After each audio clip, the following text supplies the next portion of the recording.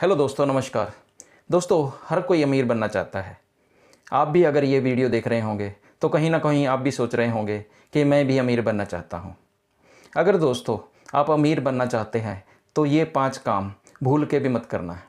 दोस्तों, इन 5 कामों में से 2 से 3 काम तो आप ज़रूर कर रहे होंगे जिनको आपको छोड़ देना है।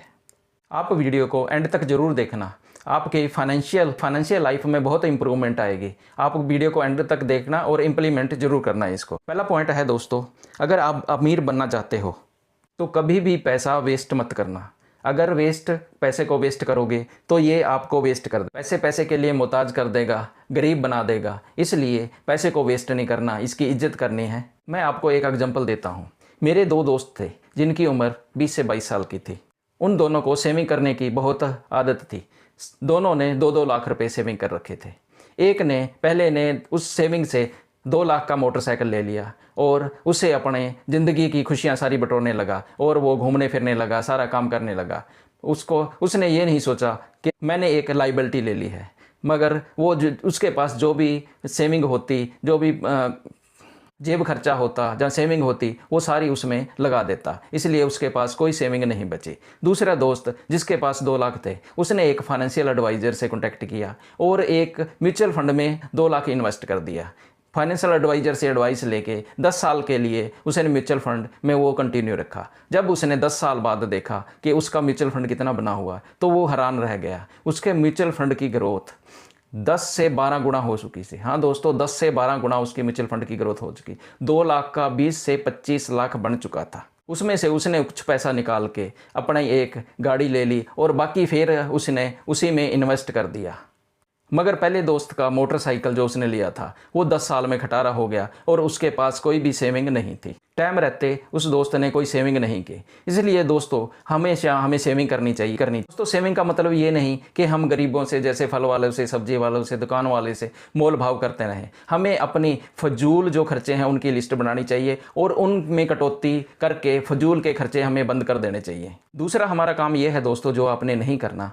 अगर आपने अमीर बनना है तो आपके पास कितनी पूंजी है, कितनी सेविंग है, आपकी कितनी इनकम आ रही है, ये किसी को भी नहीं बताना। अगर आप ये किसी को बताते हो, अपने यार मित्र दोस्त पड़ोसी को, किसी को भी बताते हो, तो वो आपसे घृणा करने लग जाएंगे, नेगेटिव फीडबैक देंगे, आपके पीठ पीछे बुरा भला कहेंगे। तो उनका कसूर नहीं, ये ह्यूमन नेचर ही है कि कोई भी अगर डेवलपमेंट करता है, कोई भी अगर इम्प्रूवमेंट करता है तो दूसरे लोग उसको नीचे खींचने की कोशिश करते हैं, उससे घृणा करते हैं ताकि वो ऊपर क्यों चला जाता है।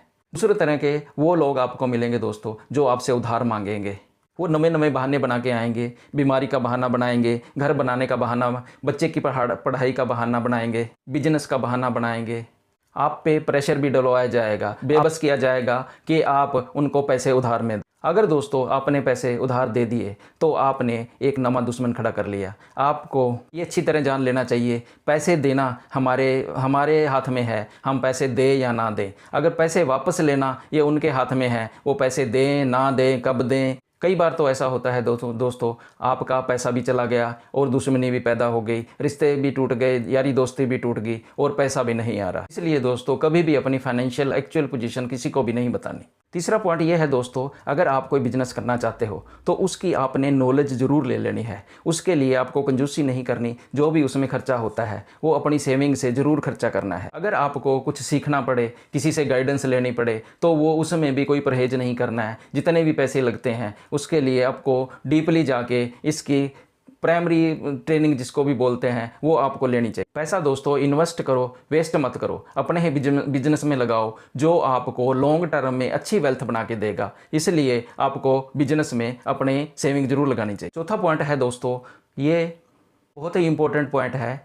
अगर आपने कोई भी बिजनेस करना है, कोई भी आपकी लाइफ के लिए ज़रूरत हो, लोन और उधारी में बहुत ही कम पड़ना है। लोन और उधारी एक ऐसी दीमक है जो आपके फाइनेंशियल लाइफ को तबाह कर देती है, फाइनेंशियल लाइफ को ख़राब कर देती है।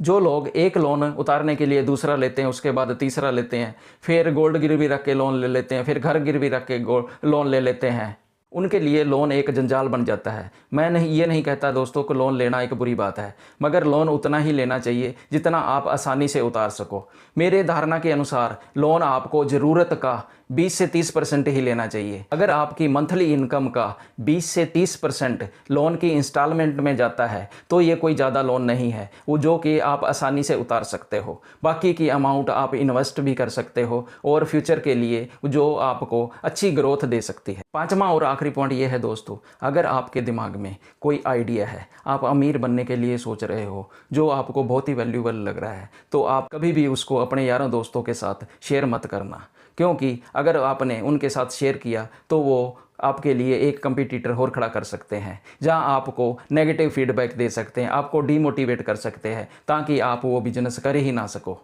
अगर फिर भी आप किसी को से ये शेयर करना चाहते हो तो आप उसको अपना पार्टनर बना लो, ताकि वो भी इसमें अपना शेयर रखे और उसकी भी जिम्मेवारी बने, ताकि बिजनेस अच्छी तरह से ग्रो हो। अगर दोस्तों इन 5 कामों को आप अपनी लाइफ से निकाल देते हो और इन पे अमल करते हो तो फाइनेंशियल लाइफ आपकी बहुत इंप्रूव हो। अगर दोस्तों इस वीडियो से आपको थोड़ी सी भी कोई नॉलेज मिली है तो इस वीडियो को शेयर ज़रूर करना, लाइक करना, सब्सक्राइब करना, और अगर आप कुछ और पूछना चाहते हो तो आप कमेंट ज़रूर करना।